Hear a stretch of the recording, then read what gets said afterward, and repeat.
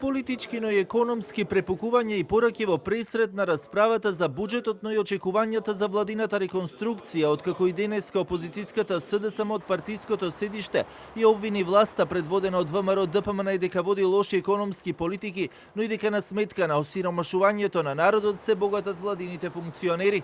Во новиот буџет за 2026 година не е предвидено зголемување на минималната плата на 500 евра, ниту мерки за намалување на цените. Тоа почитувани значи дека цела следна година граѓаните и работниците може да очекуваат уште поскап живот, а владата нема да преземе ништо. Нивната намера е прочитана, а стратегијата ќе им се удри од глава.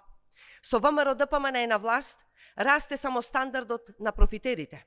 Расте експлоатацијата на работниците и сиромаштијата на граѓаните. Од ВМРО ДПМН пак со порака до СДСМ и Филипче да се позанимаваат како што велат со внатрепартиските реформи, но и сметаат дека оставката на Филипче е неизбежна доколку партијата сака политички да обстане за да екзистира. Јасно е дека со ваквото однесување СДС навлегува во се подлабока политичка криза.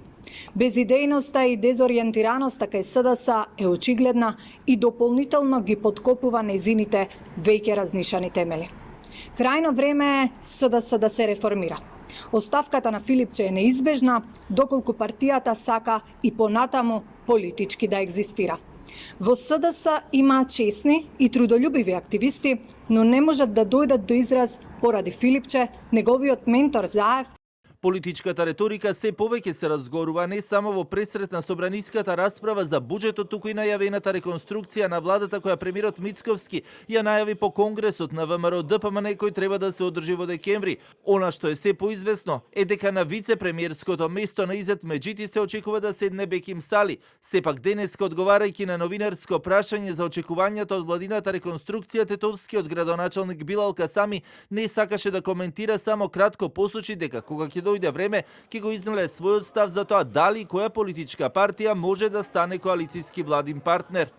Ќе имаме други прилики каде што ќе кажеме и нашиот став за присуството на било која политичка партија во владата.